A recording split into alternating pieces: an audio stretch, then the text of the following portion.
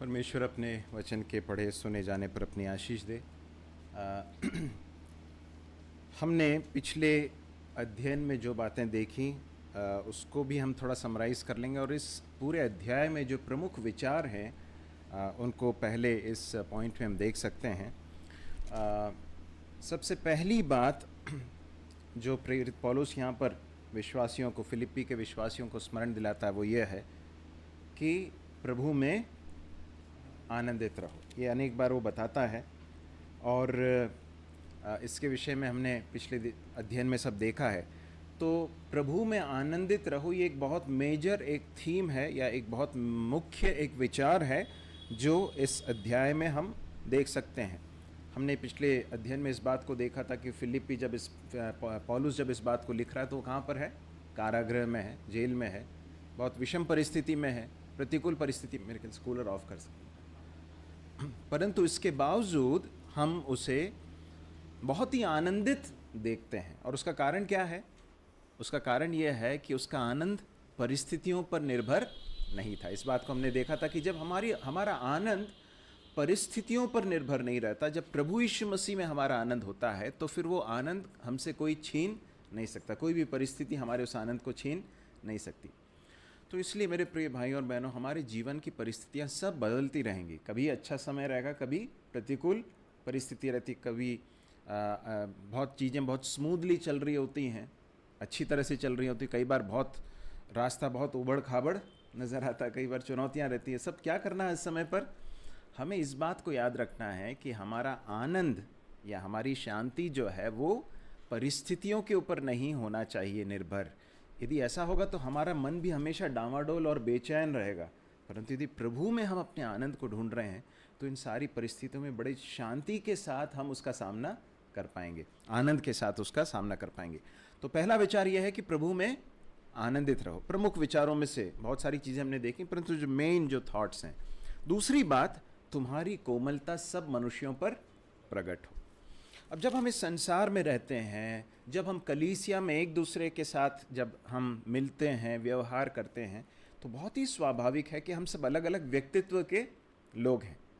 हर व्यक्तित्व के अंदर अलग अलग बातें हैं। कुछ अच्छी बातें हो सकती हैं, कुछ ऐसी बातें हो सकती हैं जो अच्छी नहीं हैं, है ना। कुछ खुरदुरी चीज़ें रह सकती हैं हम सबके व्यक्तित्व में हैं, जो हो सकता है दूसरे को पसंद ना आए, और किसी और व्यक्ति के अंदर कुछ ऐसी चीज़ें हो सकती जो हमको पसंद ना आए। तो पूरी संभावना है कि जब हम एक दूसरे के साथ व्यवहार करते हैं, कलीसिया में हो या बाहर हो, तो ऐसा हो सकता है कि हम कई बार उकसाए जाएं या हम प्रोवोक हो जाएं, गुस्सा होने के लिए, क्रोधित होने के लिए, इरिटेट होने के लिए। लेकिन परमेश्वर का वचन विश्वासियों को क्या स्मरण दिलाता है? कि तुम्हारी कोमलता सब मनुष्यों पर प्रकट हो। और हमारी कोमलता जो है वो उस समय पर भी प्रकट होनी चाहिए जब स्थितियां अच्छी नहीं हैं, है ना। देखिए, जब सब कुछ अच्छा, बहुत बढ़िया चल रहा हो, हमारी परिस्थितियां अच्छी हों, लोग हमारे साथ अच्छा व्यवहार कर रहे हो, तो कोमल व्यवहार करना बहुत बड़ी कोई बात नहीं है, आसान बात है।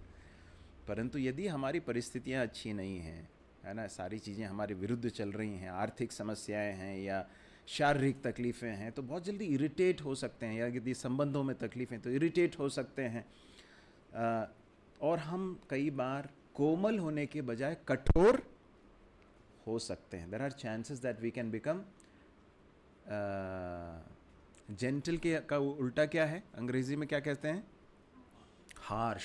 हम हार्श हो सकते हैं, हम कोमलता के बजाय कठोरता का व्यवहार कर सकते हैं, और अपने शब्दों से हम दूसरों को नुकसान पहुंचा सकते हैं। तो प्रेरित पौलुस हमें स्मरण दिलाता है कि तुम्हारी कोमलता सब मनुष्यों पर प्रकट हो, और ये जो है हमेशा प्रकट होनी चाहिए, है ना। और ये क्या हम अपनी ताकत से कर सकते हैं क्या? हमारा जो स्वाभाविक मनुष्य जो है, क्या वो सबसे हमेशा बहुत कोमलता के साथ व्यवहार करने की सामर्थ्य रखता है क्या? है क्या जूलियस भाई? नहीं है ना। हमारे अंदर वो ताकत नहीं है। हमारा जो एक्चुअल जो नेचर है ना, हमारा जो स्वाभाविक मनुष्य है, वो बहुत जल्दी गुस्सा होने, क्रोधित होने, इरिटेट होने, कुछ भी बोल देने का की टेंडेंसी रखने वाला एक स्वभाव है। परंतु एक बहुत महत्वपूर्ण बात है कि प्रभु यीशु मसीह जब हमारे अंदर जीते हैं, जब प्रभु यीशु मसीह को हम अपने जीवन को कंट्रोल करने के लिए जब हम देते हैं, तब क्या होता है, हमारे अंदर से प्रभु यीशु मसीह का जीवन जो है वो दिखाई देता है। और जब प्रभु यीशु मसीह का जीवन दिखाई देता है तो फिर प्रभु यीशु मसीह की कोमलता भी दिखाई देती है। देखिए, प्रेरित पौलुस जब कह रहा है कि तुम्हारी कोमलता सब पर प्रकट हो, तो इस बात को हमेशा याद रखने की ज़रूरत है। प्रेरित पौलुस दूसरे अध्याय में हमें क्या स्मरण दिलाता? दूसरे अध्याय में आ जाइए और उसके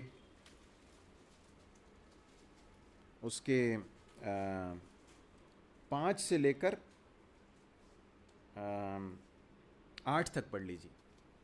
जैसा मसीह यीशु का स्वभाव था वैसा ही तुम्हारा भी स्वभाव हो, जिसने परमेश्वर के स्वरूप में होकर भी परमेश्वर के तुल्य होने को अपने वश में रखने की वस्तु न समझा, वरन अपने आप को ऐसा शून्य कर दिया और दास का स्वरूप धारण किया और मनुष्य की समानता में हो गया, और मनुष्य के रूप में प्रकट होकर अपने आप को दीन किया और यहाँ तक कि आज्ञाकारी राहत की मृत्यु, हाँ क्रूस की मृत्यु भी सह ली।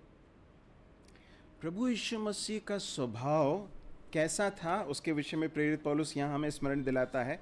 परमेश्वर के स्वरूप में होकर भी परमेश्वर के तुल्य होने को अपने वश में रखने की वस्तु न समझा, अपने आप को क्या कर दिया, शून्य कर दिया, दास का स्वरूप धारण किया, और क्या लिखा है, मनुष्य की समानता में हो गया, और अपने को दीन किया, आज्ञाकारी रहा, क्रूस की मृत्यु तक सह ली।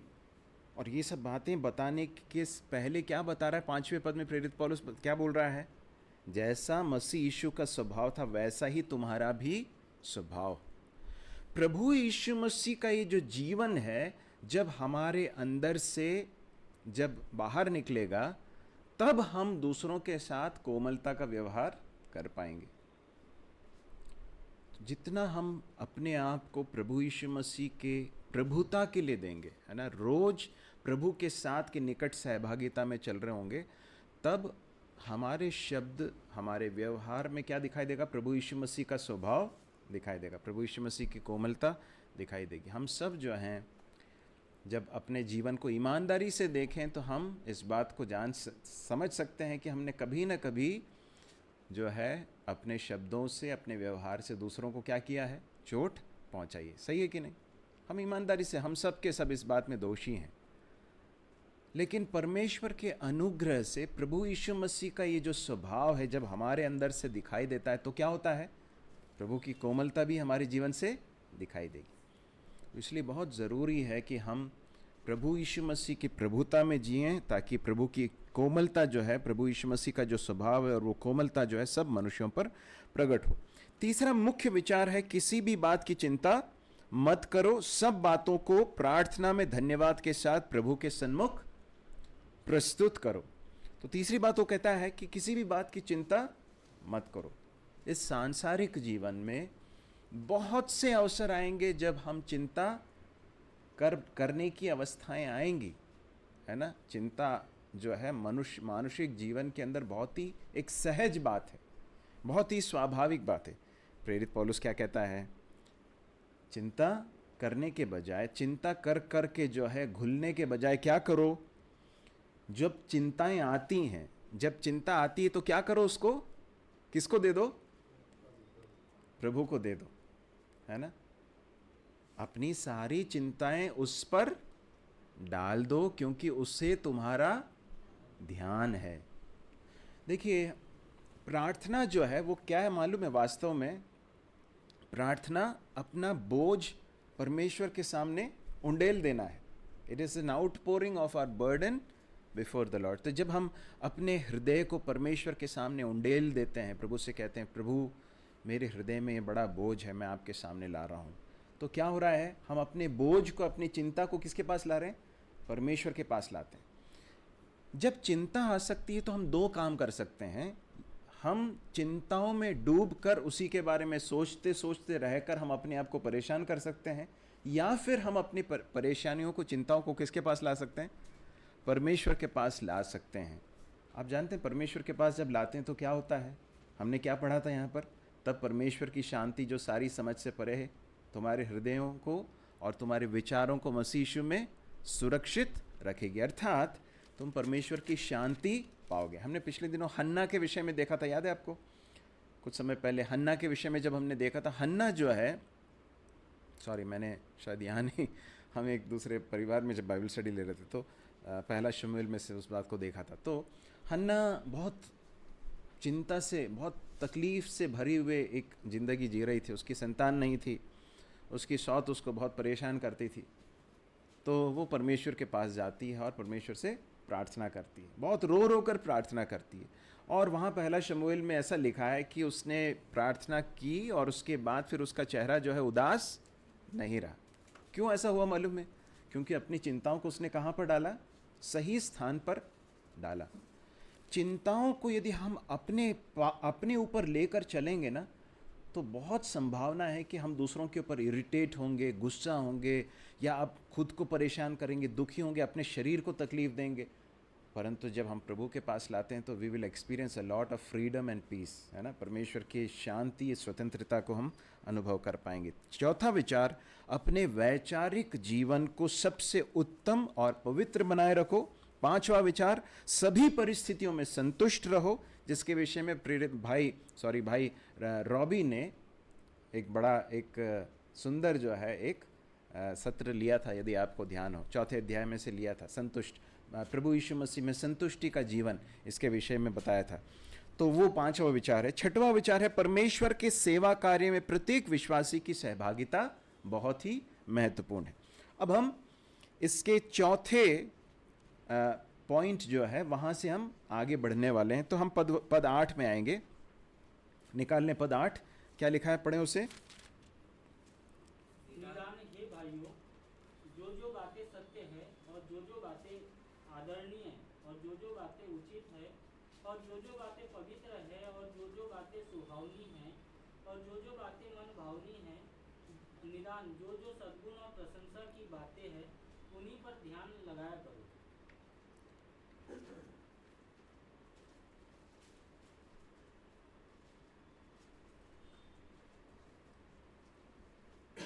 ओके, क्या देखते हैं यहाँ पर हम?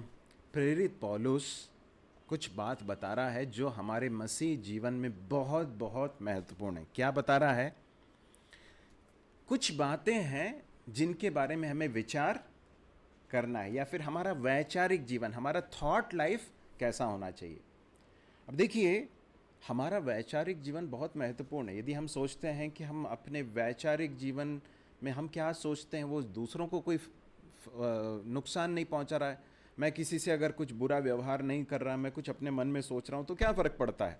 मैं आपको बताना चाहता हूं, बहुत फ़र्क पड़ता है।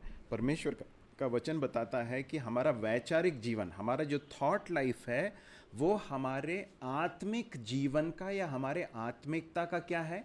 दर्पण है। दर्पण मतलब वो दिखाता है कि हम वास्तव में कैसे हैं, है ना? ये बहुत ही महत्वपूर्ण है कि हम किन बातों पर विचार कर रहे हैं, क्योंकि ये बताता है कि हम वास्तव में कौन है। हम बाहर से जैसे दिखाई देते हैं वैसे नहीं है, परंतु हम वास्तव में अंदर से जैसे हैं, या फिर हमारा जो थॉट लाइफ, हमारा वैचारिक जीवन जैसा है, वो हमारी वास्तविकता या हमारी असलियत का एक दर्पण है। ठीक है, एक भाग निकाल लीजिए, नीति वचन 23 का 7, जल्दी से पढ़ लें। Proverbs chapter 23 verse 7.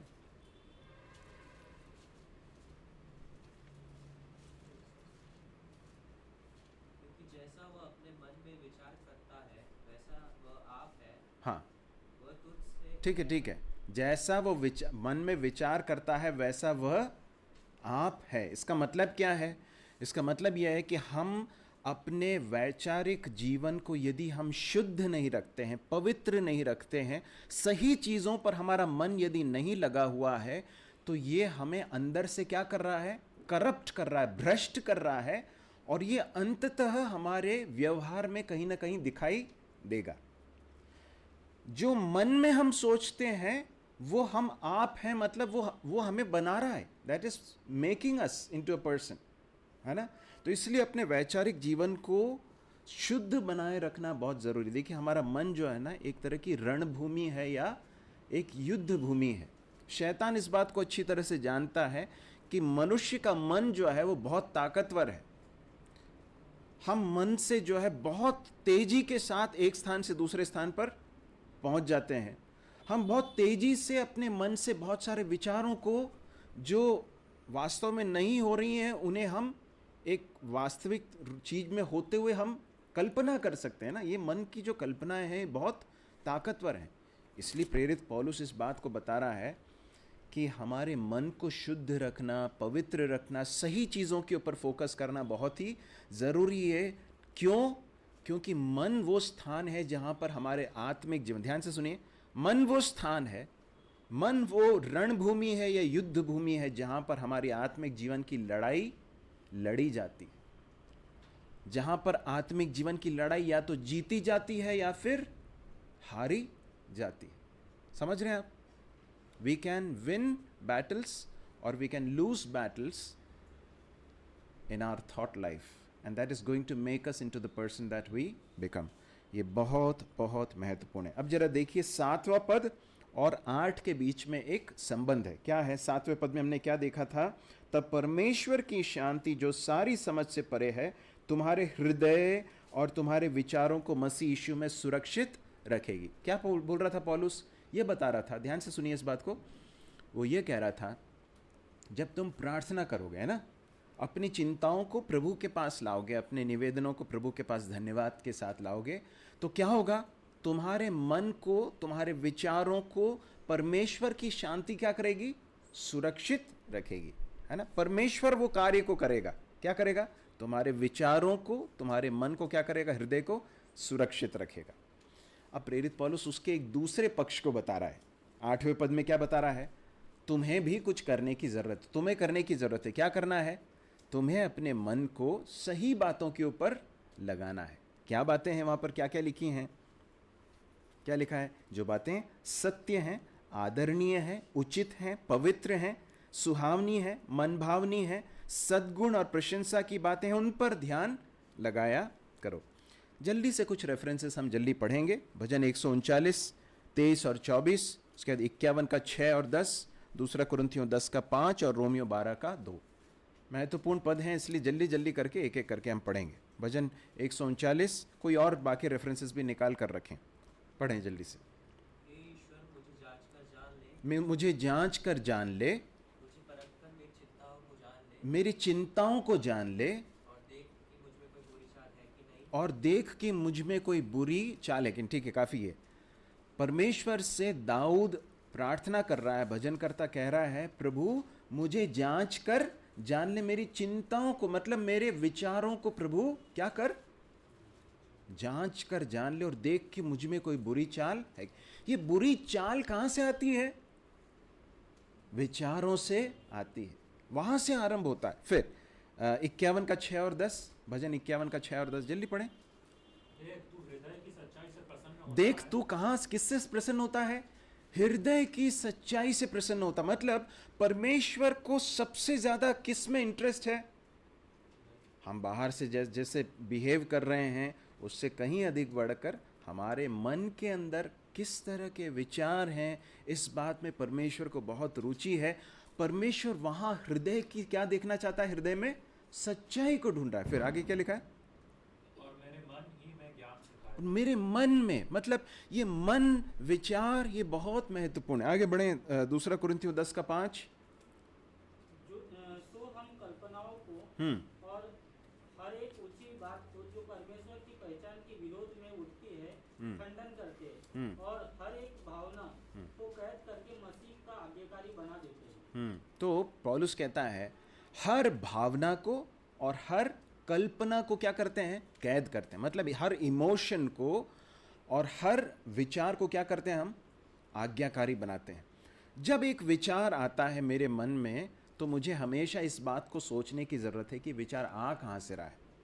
परमेश्वर की ओर से है, परमेश्वर को प्रसन्न करने वाला विचार है, कि परमेश्वर के विरुद्ध में उठ रहा है कि नहीं?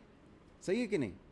क्या वो सत्य की बात है, आदरणीय बात है, पवित्र है, सुहावनी है क्या? कि कोई गलत बात है, अशुद्ध बात है क्या? उसमें कोई अश्लीलता है क्या? क्या उसमें झूठ है क्या?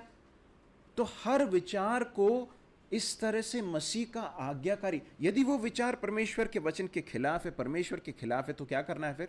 उस विचार को तभी क्या करना है? काटना है, उसको सीखना, खंडन करना।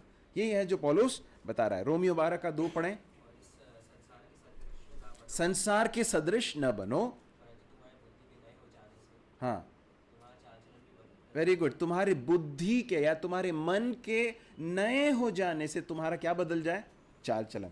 तो मन जब तक नया नहीं होगा, जब तक मन शुद्ध नहीं होगा, सही बातों पर फोकस नहीं होगा, तब तक चाल चलन नहीं बदलेगा। इसलिए बहुत ज़रूरी है कि हम अपने वैचारिक जीवन को बहुत केयरफुली गार्ड करें। वैचती हैं हम जो बातें देखते हैं, सुनते हैं या पढ़ते हैं, ये सारी चीज़ें, और हम किन लोगों के साथ संगति करते हैं, ये सब हमारे थॉट लाइफ को प्रभावित करता है। सही है? आप लोग हैं साथ में? हम जो देखते हैं ना, मोबाइल फ़ोन्स पर हो, मैं आपको ये नहीं बोल रहा हूँ कि कोई चीज़ अश्लील ही देख रहे हो, परंतु फूहड़ता की बातें, व्यर्थ की चीज़ें, फालतू की चीज़ें जिसमें कोई अर्थ नहीं है, यदि आप देख कर जो है अपने समय को व्यर्थ की चीज़ों में आप दे रहे हैं, तो मैं आपको बताना चाहता हूँ, यदि आप ये सोचते हैं कि ये आपको प्रभावित नहीं करता, अरे मैं अल्टीमेटली थोड़ा सा एंटरटेनमेंट कर रहा हूँ या कर रही हूँ, मैं आपको बता रहा हूँ, वचन कहता है कि ये अल्टीमेटली हमें प्रभावित किए बिना नहीं रहेगा।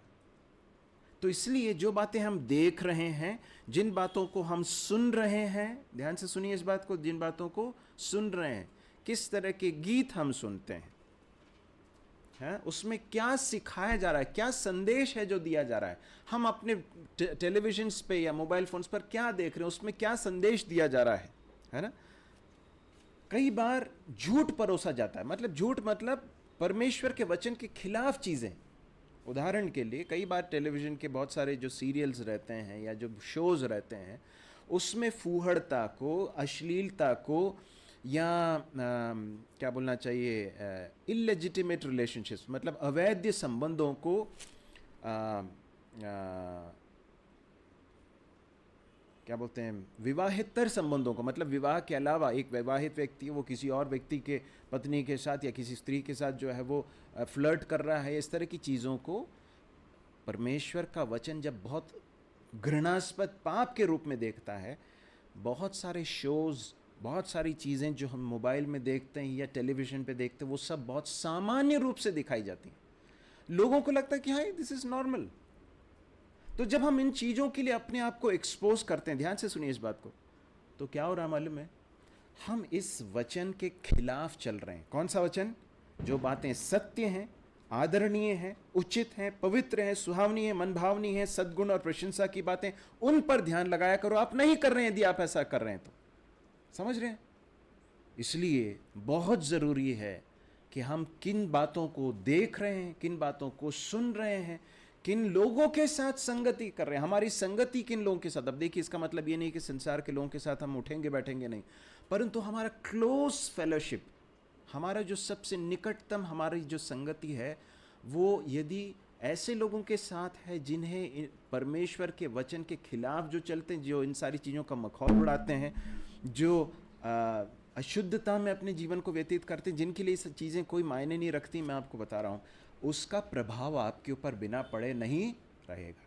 इसलिए अपने वैचारिक जीवन को केयरफुली गार्ड करना बहुत ज़रूरी है। तो इसलिए हर विचार को इस पद के आधार पर हम तौल कर देखें। आगे बढ़ें। 9वां पद क्या लिखा है? जो बातें तुमने मुझसे सीखी और ग्रहण की और सुनी और मुझ में देखी, उन्हीं का पालन किया करो, तब परमेश्वर जो शांति का सूता है तुम्हारे साथ रहेगा। जो बातें तुमने मुझसे सीखी, ग्रहण की, सुनी और मुझ में देखी। अब देखिए,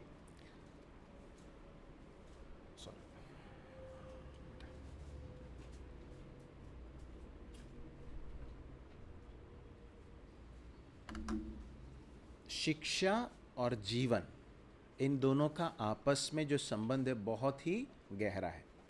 मैं जो आपके सामने खड़ा होकर जो शिक्षा दे रहा हूँ, यदि मेरा जीवन शिक्षा के विपरीत होगा तो आप जल्दी पकड़ लेंगे, और जब आप देखेंगे कि ये शिक्षा के विपरीत चल रहा है, तो फिर मैं जो कुछ बोल रहा हूँ उसका कोई प्रभाव आपके ऊपर नहीं पड़ेगा। इसलिए मैं जो शिक्षा दे रहा हूं और हर व्यक्ति जो सिखा रहा है उसे बहुत सावधानी के साथ इस बात को देखना है कि वो उस पर चल रहा है कि नहीं।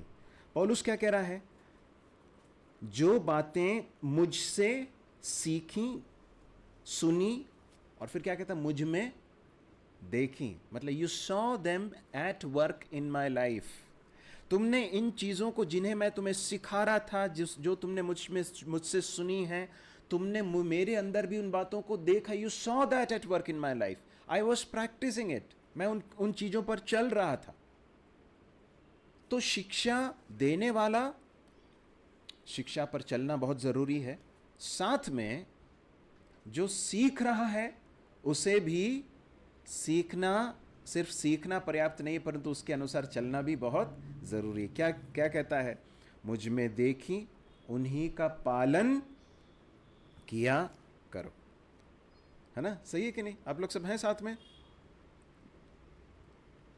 ऊपर से तो नहीं जा रहा? जो कुछ हम सीख रहे हैं, जो कुछ सिखाया जा रहा है, इसके बीच में और जीवन के बीच में तालमेल बहुत ही ज़रूरी है। किसी व्यक्ति ने इस तरह से कहा कि तुम्हारा जो जीवन है वो इतने ज़ोर से बातें कर रहा है कि तुम जो बोल रहे हो मुझे सुनाई नहीं दे रहा है ना? इसका मतलब क्या है? उस व्यक्ति का जो जीवन है, उसका जो चाल चलन है, उसके बातचीत के ठीक विपरीत था। इसलिए we have to be very careful how we live. क्या हम जो बातें कहते हैं उस चीज़ को प्रैक्टिस कर रहे हैं कि नहीं? ये बहुत ही महत्वपूर्ण है। आगे जाकर वो कहता है उनका पालन किया करो, तब क्या होगा? तब परमेश्वर जो शांति का सोता है तुम्हारे साथ रहेगा। अब हमने 7वें पद में देखा था परमेश्वर की शांति तुम्हारे हृदय को सुरक्षित रखेगी। कब? जब तुम प्रार्थना करोगे, परमेश्वर की शांति तुम्हें मिलेगी। यहां पर पौलुस क्या कह रहा है? शांति देने वाला परमेश्वर तुम्हारे साथ रहेगा, है ना? तो उसका मतलब क्या है? जब हम परमेश्वर के वचन से जो बातें सीख रहे हैं उन पर जब हम चलेंगे, ध्यान से सुनिए, तब क्या होगा मालूम है? परमेश्वर के साथ की मधुर सहभागिता का आनंद हम अनुभव कर पाएंगे। We will be able to experience the joy of intimate fellowship with God, है ना?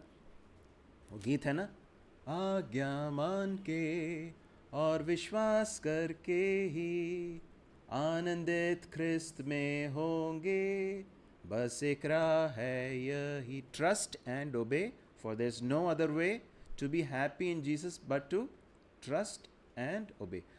आज्ञा मान के, है ना, और विश्वास करके। तो जो बातें सीख रहे हैं, जब हम उसके अनुसार हम जब चलेंगे, तब क्या होगा?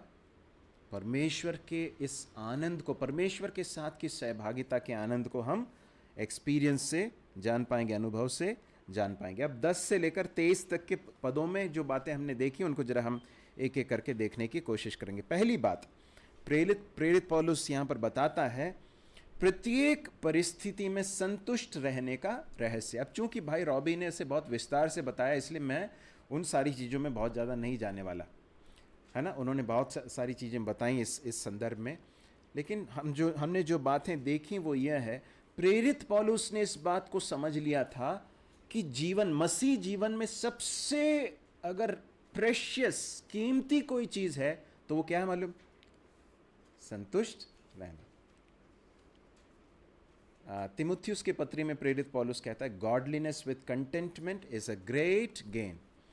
भक्ति के साथ संतुष्टि ये बहुत बड़ा एक लाभ है करके प्रेरित पौलुस बताता है।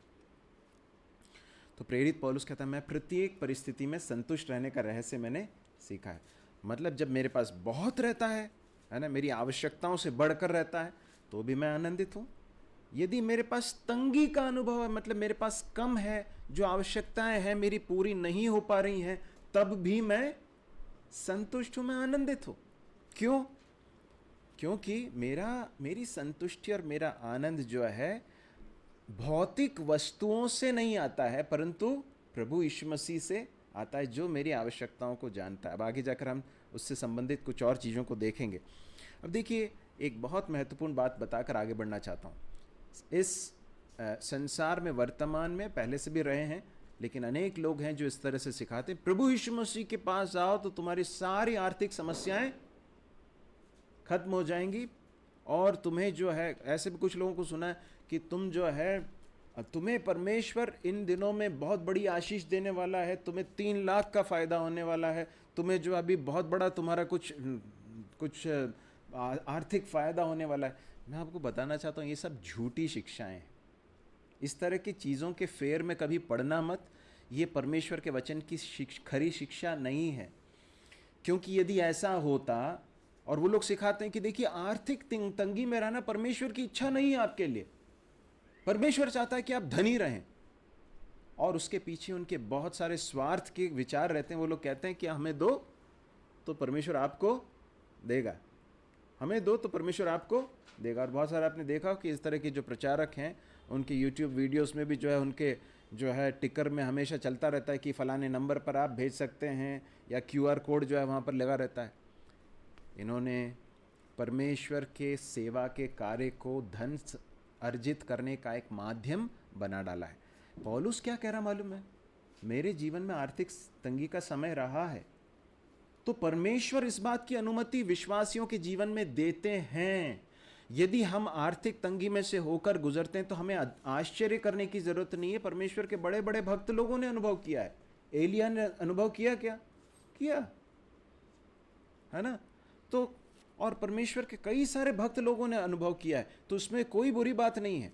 परंतु परमेश्वर सदा हमें वैसा नहीं रखता है, हमारी आवश्यकताओं की पूर्ति करता है, लेकिन हमें कभी भी इस बात को भूलना नहीं है कि ये भी परमेश्वर का एक तरीका है, हमें परमेश्वर के ऊपर भरोसा करना सिखाने का एक माध्यम है। पद 13 में हम देखते हैं, पौलुस कहता है, जो मुझे सामर्थ्य देता है उसमें मैं सब कुछ कर सकता हूँ। कई लोग जो है इसे गलत रीति से कोट करते हुए कह सकते हैं मैं सब कुछ कर सकता हूँ, मतलब मैं, कई साल पहले कुछ लोग कहते थे, मैंने सुना कुछ विश्वासियों को इस तरह से कहते हुए कि मैं अगले साल मई महीने के 1 तारीख को फलाने गाड़ी खरीद लूँगा, मैं मसीह के द्वारा सब कुछ कर सकता हूँ। ये परमेश्वर के वचन का सही व्याख्या नहीं है, सही एप्लीकेशन नहीं है। यहाँ पर पौलुस क्या कह रहा मालूम है? इसका संदर्भ क्या है? मैं सब कुछ कर सकता हूँ, मतलब क्या कुछ कर सकता हूँ? पौलुस क्या कह रहा है?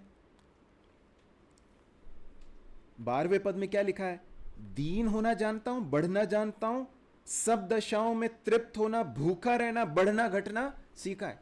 मतलब ये कहना चाहता पौलुस कि मैं मसीह के द्वारा जो मुझे सामर्थ्य देता है, मैं दीन हो सकता हूं, बढ़ भी सकता हूं, हर दशा में तृप्त हो सकता हूं, भूखा भी रहना और बढ़ना घटना सब कर सकता हूं। मतलब इन सारी परिस्थितियों में मैं संतुष्टि के साथ, आनंद के साथ, सुकून के साथ, चैन के साथ मैं रह सकता हूं। क्यों? क्योंकि मुझे सामर्थ्य कौन देता है ऐसा करने के लिए? प्रभु यीशु मसीह देता है। So you have to really, है ना, सही वचन की सही व्याख्या करना बहुत ज़रूरी है। अब देखें आगे क्या कहता है। 14, 15 और 16वें पद में कुछ बातें कहता है। तो भी तुमने भला किया कि मेरे क्लेश में मेरे सहभागी हुए। फिलिप्पी के विश्वासियों ने क्या किया था? पौलुस के लिए एक दान भेजा, अनेक बार भेजा, उसमें से अभी जो भेजा उसका उत्तर देते हुए पौलुस ने पत्र लिखा। हे फिलिपियों, तुम भी आप जानते हो कि सुसमाचार प्रचार के आरंभ में जब मैं मकीदुनिया से विदा हुआ, तब तुम्हें छोड़ और किसी मंडली ने लेने देने के विषय में मेरी सहायता नहीं की। 16वें पद में, जब मैं थिस्सलुनीके में था तब भी तुमने मेरी घटी पूरी करने के लिए एक बार क्या वरन 2 बार कुछ भेजा था। अब पौलुस क्या बताना चाहता है? वो ये बता रहा है कि जब हम प्रभु के सेवा कार्य के लिए, परमेश्वर के कार्य के लिए जब अपनी आय में से कुछ देते हैं, तो वो परमेश्वर के कार्य में क्या है? एक तरह की सहभागिता। It's a kind of fellowship. ये एक तरह की सहभागिता है। परमेश्वर उस कार्य को किस तरह से देखते हैं, है ना? 17 और 18 को में हम पढ़ते हैं, यह नहीं कि मैं दान चाहता हूं, परंतु मैं ऐसा फल चाहता हूं जो तुम्हारे लाभ के लिए बढ़ता जाए। मतलब पौलुस ये बताना चाहता है, जब एक विश्वासी परमेश्वर के कार्य के लिए देता है तो परमेश्वर उसे अपने हिसाब में, अपने खाते में, अपने उस पुस्तक में इस तरह से रिकॉर्ड करता है कि उसके खाते में वो क्रेडिट हुआ। किसके खाते में? जो व्यक्ति ले रहा है कि दे रहा है? दे रहा है, उसके खाते में क्रेडिट। ऐसा होता है कि कभी मैं दे रहा हूं तो मेरे क्रेडिट होता है कि डेबिट होता है? डेबिट होता है यूजुअली। परंतु परमेश्वर के हिसाब किताब में चीज़ें बिल्कुल उल्टी हैं। पौलुस कहता है कि ऐसा फल चाहता हूं जो तुम्हारे लाभ के लिए बढ़ता जाए। तब देखिए, एक चेतावनी है यहाँ पर। गलत शिक्षा देने वाले ये भी बताते हैं कि तुम दो और तुम्हें मिलेगा, तो इसलिए क्या करो, हमें दो, जितना तुम दोगे उसके हिसाब से तुमको मिलेगा, इसलिए तुम मुझे दो, हमें दो। अब देखिए ये नहीं है वहाँ पर, ये कोई है ना व्यापार नहीं है, ये कोई फॉर्मूला नहीं कि तुम जो दो और उसके बाद तुम एक्सपेक्ट करोगे तुम मिलेगा, ऐसा नहीं है। परमेश्वर के कार्य के लिए जब हम देते हैं, अपनी आय में से धन देते हैं, कुछ देते हैं, तो इस बात को याद रखने की ज़रूरत है कि परमेश्वर किस तरह से देखते हैं। परमेश्वर की दृष्टि में वो बहुत प्रेशियस है, ऐसे देख रहा है परमेश्वर कि हम परमेश्वर को दे रहे हैं, उस व्यक्ति को नहीं, उससे कहीं अधिक बढ़कर किसको दे रहे हैं, परमेश्वर को दे रहे हैं। क्योंकि आगे जाकर वो बताता है 18वें पद में, जो वस्तुएं तुमने इपफ्रुदितुस के हाथ से भेजी थी उन्हें पाकर मैं तृप्त हो गया हूं। अब देखिए क्या लिखा, वह तो सुखदायक सुगंध ग्रहण करने योग्य बलिदान है, जो किसको भाता है, परमेश्वर को भाता है। So it is an offering unto the Lord, परमेश्वर को दिया गया एक ऑफरिंग है, इस बात को वो कहता है। दूसरा कुरिन्थियों 6 का सॉरी ठीक है, उस बात को हम रेफरेंस, मेरे ख्याल से वो रेफरेंस में मैंने अध्याय नहीं लिखा है शायद, इसलिए हमारा समय भी ख़त्म हो रहा है, इसलिए हम आगे बढ़ते हैं। लेट मी जस्ट चेक, 6 का 10 क्या लिखा है, नहीं वो नहीं है, ठीक है, कोई और, मैं उसमें अध्याय छूट गया, कोई बात नहीं, हम आगे बढ़ते हैं। अगली बात जो प्रेरित पौलुस बताता है वो यह है 19वें पद में, मेरा परमेश्वर भी अपने उस धन के अनुसार जो महिमा सहित मसीह यीशु में है तुम्हारी हर एक घटी को पूरी करेगा। अब जब हम प्रभु के कार्य के लिए देते हैं तो ऐसा हो सकता है कि हमारे पास कम होता है ना, कम होता है। जब हम देते हैं तो क्या होता है, हमारे पास से जा रहा है तो कम हो रहा है। लेकिन जब हम प्रभु को देते हैं, है ना, मनुष्यों को नहीं, मनुष्यों को देने के हिसाब से नहीं, परंतु जब हम दे रहे हैं प्रभु के कार्य में, ये सोचते हुए कि मैं प्रभु को दे रहा हूँ, स्वेच्छा से देते हैं, आनंद के साथ देते हैं, तो फिर हमारी जो कमी है या हमारी जो घटी, हमारी आवश्यकताओं की पूर्ति कौन करते हैं, स्वयं परमेश्वर करते हैं। मैं अपने अनुभव से बताना चाहता हूँ आपको, जो प्रभु की सेवा करते हैं वो भी देने के लिए बाध्य हैं, उन्हें भी देना चाहिए, सैक्रिफिशियली देना चाहिए। हम कई बार इस कार्य को करते हैं, रेगुलरली करते हैं। और मैं अपने अनुभव से आपको बताना चाहता हूँ कि जब देते हैं तो परमेश्वर हमारी आवश्यकताओं की पूर्ति बहुत अद्भुत रीति से करते हैं। तो इसलिए पौलुस इस बात को बता रहा है कि जब जो तुमने दिया है और उसके कारण यदि तुम्हें कोई घटी भी हुई या फिर तुम्हारे जीवन में कोई घटी रहे, तो उसे कौन पूरी करेगा, परमेश्वर पूरी करेगा, मनुष्य नहीं। कौन करेगा, परमेश्वर करेगा। और किस तरह से करेगा, अपने उस धन के अनुसार। मनुष्य देता है तो कैसे देता है, अपने ताकत के अनुसार देता है, अपने परिस्थिति के अनुसार देता है। परमेश्वर कैसे देता है, अपने धन के अनुसार। उसका जो परमेश्वर का जो देना है वो मनुष्यों के देने के समान नहीं है, ठीक है, पूरी करेगा। उसके बाद 20वें पद में वो कहता है, हमारे परमेश्वर और पिता की महिमा युगानुयुग होती रहती। पौलुस के जीवन की सबसे बड़ी अभिलाषा क्या थी कि मेरे जीवन के द्वारा क्या होनी चाहिए, परमेश्वर पिता की महिमा, परमेश्वर और पिता की महिमा हमेशा होती रहनी चाहिए। आगे हम 21 से लेकर 23 तक हम 21 और 22 को पढ़ेंगे। हर एक पवित्र जन को जो यीशु मसीह में है नमस्कार कहो। जो भाई मेरे साथ हैं तुम्हें नमस्कार कहते हैं। सब पवित्र लोग, विशेष करके जो कैसर के घराने के हैं, तुमको नमस्कार कहते हैं। विश्वासियों के लिए प्रयुक्त 2 शब्द यहाँ पर प्रयोग किए गए। पहला है पवित्र जन, अंग्रेजी में कहा गया सेंट, सेंट्स या फिर संत, संत जन, और दूसरा है भाई, है ना। हम जो मंडली में हैं, जिन्होंने प्रभु यीशु मसीह पर विश्वास किया है, परमेश्वर ने उन्हें क्या ठहराया है, धर्मी ठहराया है प्रभु यीशु मसीह के द्वारा। और परमेश्वर उन्हें कैसे देखते हैं, पवित्र लोग होकर देखते हैं, है ना। और एक और शब्द जो प्रयोग किया गया वो क्या है, भाई। भाई मतलब ब्रेदरन, उसमें जो है ब्रेदरन में भाई बहन दोनों ही उसमें शामिल है, दोनों ही बातें उसमें शामिल। तो कलीसिया इस संबंध में विश्वासियों को आपस में इसी तरह से देखना ज़रूरी है कि ये प्रभु के द्वारा धर्मी ठहराया गया हुआ मेरा भाई है या मेरी बहन है। इसलिए बड़े आदर के साथ और बड़े प्रेम के साथ एक दूसरे के साथ बर्ताव करना हमें सीखने की ज़रूरत है। प्रभु हमारी सहायता करे। उसके बाद वो कहता है कैसर के घराने से भी कुछ लोग आए हैं जो भाई बन गए। अब देखिए कैसे हुआ, कैसे हुआ? कैसर के घराने तक सुसमाचार पहुंचा कैसे मालूम है? क्योंकि प्रेरित पौलुस को कहाँ पहुंचाया गया? कैसर के पास। कैसर के पास जाने का कारण क्या बना? क्योंकि उसके ऊपर एक कोर्ट केस चल रहा है। क्यों? सुसमाचार सुनाने के कारण।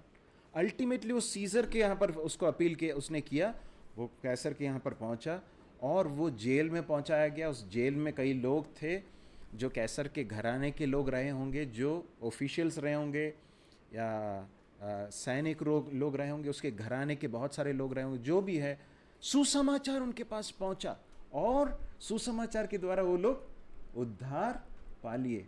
मेरे भाइयों और बहनों, देखिए क्या होता है, हम कई बार हमारे जीवन की प्रतिकूल परिस्थितियों में कई बार निराश हो जाते हैं। प्रभु आपने क्यों मेरे जीवन में ऐसी अनुमति दी है?